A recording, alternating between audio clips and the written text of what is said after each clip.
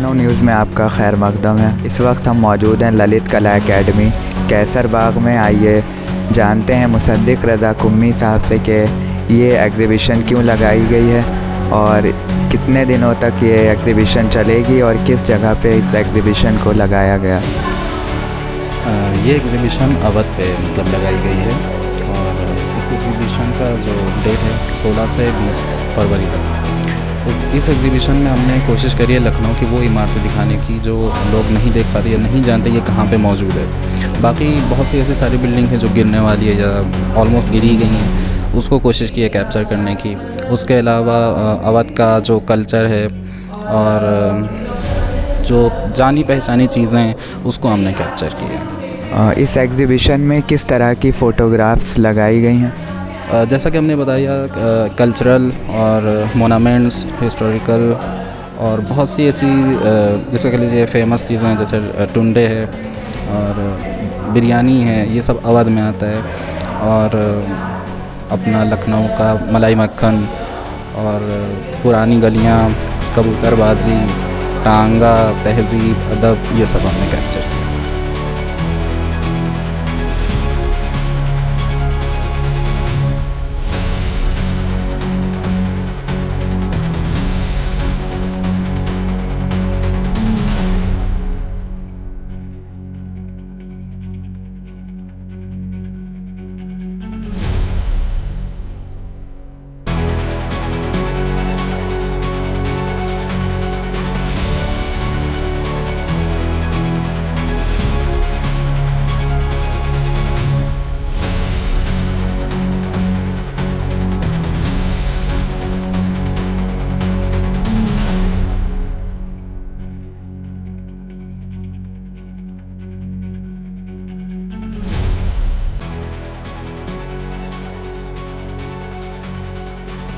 इसमें आपका कंट्रीब्यूशन क्या है और कितने दिनों तक ये एग्ज़िबिशन लगी रहेगी और किस जगह पे इस एग्ज़िबिशन को लगाया गया?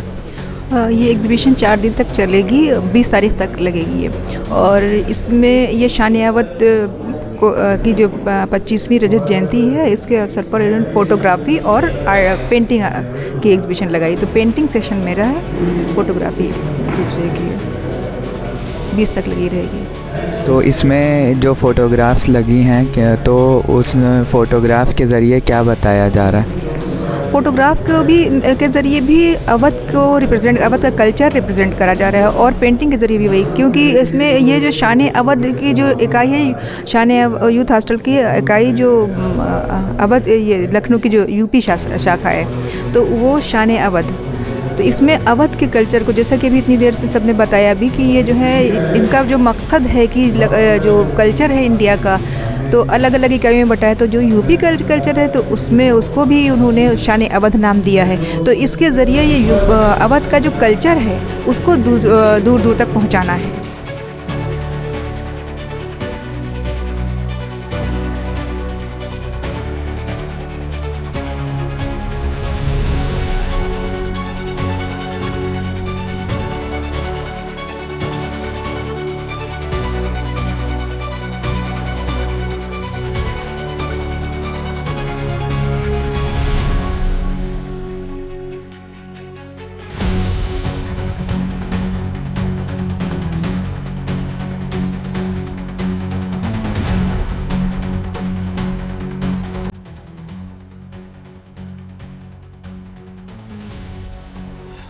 क्रिएटिविटी, अगर एक लफ्ज़ में कहें तो क्रिएटिविटी है।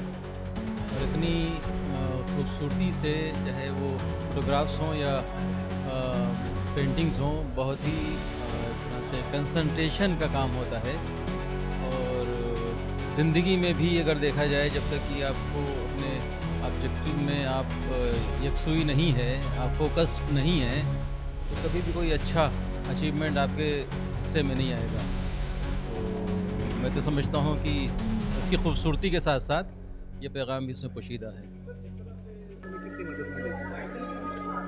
देखिए, ये जो प्लेटफार्म है ये तो बहरहाल गैदरिंग के हिसाब से बहुत बड़ा प्लेटफार्म नहीं था। इसको बड़े बड़े एग्ज़िबिशंस में जाना चाहिए और इस पर्पज़ से जो मैगज़ीन्स वगैरह पब्लिश होती हैं उनमें भी इनको जगह मिलनी चाहिए, तब बाहर की दुनिया में इसकी ज़्यादा शोहरत होगी। बहरहाल एक झलक तो है ही है, जिससे यहाँ की बिल्डिंग्स की खूबसूरती और इस बात की ज़रूरत को भी उजागर करती है कि बहुत कुछ किया जा रहा है, लेकिन कंजर्वेशन के लिए भी बहुत कुछ किया जाना बाकी है। ये पेंटिंग्स और इस तरह से लखनऊ की जो विरासत है, लखनऊ की जो कदीम इमारतें हैं, उसके प्रिजर्वेशन पर भी और किस तरीके से आप उसको समझते हैं ये पेंटिंग्स है? देखिए, ये बहुत अहम और बहुत इम्पॉर्टेंट सवाल है और मैं गुज़श्ता 35 साल से कोशिश यही है, मेरी PhD भी इसी पर थी कि conservation of monuments, problems and possible solutions. होता ये है कि काम शुरू होता है बहुत जोश के साथ और ये होता है कि हो जाएगा, लेकिन बीच में क्या होता है, कभी राजनीति, कभी दूसरी तरह के लोग आके ऐसा कर देते हैं कि प्रिजर्वेशन के बजाय वो कुछ और हो जाता है। और उसकी सीधी सादी मिसाल आपके सामने छतर मंजिल है, जिसकी तरफ अभी अनिल रस्तोगी साहब ने इशारा किया। जब ये शुरू हुआ था काम इसका, स्टेट आर्कियोलॉजी, मैं आपको बताऊं 2 मिनट के अंदर बहुत ज़रूरी इन्फॉर्मेशन, तो मैंने एक ज़माने में बड़ी कोशिश की थी कि स्टेट आर्कियोलॉजी के अंडर में जो 2-3 बहुत इंपॉर्टेंट इमारतें हैं यहाँ की, वो आर्कियोलॉजिकल सर्वे ऑफ इंडिया ले ले, और हमने उसके लिए बाकायदा फाइल बना के मूव की थी, लेकिन वो ASI भी राज़ी नहीं हुआ और यूपी स्टेट आर्कियोलॉजी वाले भी राज़ी नहीं हुए। नतीजा ये हुआ कि ये ASI के पास न जाकर यूपी स्टेट आर्कियोलॉजी के पास रही, और जब इसका काम शुरू हुआ और इसकी जो पहली बैठक हुई थी कमिश्नर ऑफिस में, उस वक्त ये बात हुई थी कि कंजर्वेशन के लिए जो बहुत इम्पॉर्टेंट 2-3 चीज़ें हैं कि मटेरियल कौन सा इस्तेमाल होना चाहिए, ताकि एक्सपर्टाइज ये रहे कि जो ओल्ड मटेरियल इसमें यूज़ हुआ है, इस्तेमाल हुआ है, और नया मटेरियल जो होगा उसमें बॉन्डिंग अच्छी होना चाहिए। और अगर उसकी मालूमात नहीं है, बॉन्डिंग अच्छी नहीं होगी, बॉन्डिंग अच्छी नहीं होगी तो सारी मेहनत आपकी बेकार हो जाएगी। और उसकी मिसाल एक कैसरबाग का गेट आपके सामने मौजूद है। काम आपने शुरू किया, ऊपर से आपसे कहा गया कि देखिए ये मटेरियल नहीं, पोजोलैनिक सीमेंट इस्तेमाल करें, आपने नहीं ACC इस्तेमाल की। जब तक आप ऊपर से नीचे प्रिजर्व करते हुए आए, वो एक सिंपल प्लास्टर रखा था, आपने शटरिंग हटाई, ऊपर से लोना गिरना शुरू हो गया। क्यों? इसलिए कि जो पुराना सीमेंट है, जो नेचुरल पॉलीमर्स हैं, उसको आपने इस्तेमाल नहीं किया, आपने वो इस्तेमाल की जो आज की केमिकल सीमेंट थी। नतीजा ये बॉन्डिंग नहीं हुई, बॉन्डिंग नहीं हुई तो वो उसकी लाइफ बजाय बढ़ने के और घट गई। यही हाल छतर मंजिल का हुआ है। छतर मंजिल में काम शुरू हुआ था बहुत ज़ोरों के साथ, लेकिन जैसे जैसे उसमें गैर नॉन एक्सपर्ट लोगों का वो आता गया, तो सरकारी मामला और गैर सरकारी धीरे धीरे ये हुआ कि ना इधर के रहे ना उधर के रहे, ना खुदा है मिला ना विसाल सनम। तो जब तक के इस बात को एक्सपर्टाइज के हवाले नहीं किया जाएगा हमारे जैसे लोगों के पास, तो ये मॉन्यूमेंट जो है किसी तरह अच्छी तरह से प्रिजर्व नहीं हो सकते और इनकी लाइफ दिन ब दिन घट रही है। इस बात को ध्यान में रखना बहुत ज़रूरी है। डॉक्टर साहब, जिस तरह से यहाँ पे तस्वीर और पेंटिंग्स के जरिए लखनऊ की तारीखी दस्तावेज़ की हैसियत रखता है, उसके बारे में क्या कहेंगे? नहीं, देखिए, लायक तहसीन हैं एहसन लाल साहब और तारीफ़ के काबिल हैं शान अवध, कि उन्होंने एक ऐसी चीज़ को जो बहुत से लोगों के लिए जो यहाँ नहीं आए हैं लेकिन उनके दिल में ये जज्बा है कि शान अवध को बचाया जाए, तो उसके लिए इस तरह के कदम अक्सर ये संस्था जो उठाती रहती है, और बहुत ज़रूरी ये है कि इसको हम लोग प्रमोट करें। ये दस्तावेज़ी हैसियत है जैसा कि आपने कहा, और इसका डॉक्यूमेंटेशन इसलिए भी ज़रूरी है कि आगे इन्हीं मॉन्यूमेंट्स को प्रिजर्व करने में, उनका इतिहास बनाने में यही सब दस्तावेज़ काम आएंगे।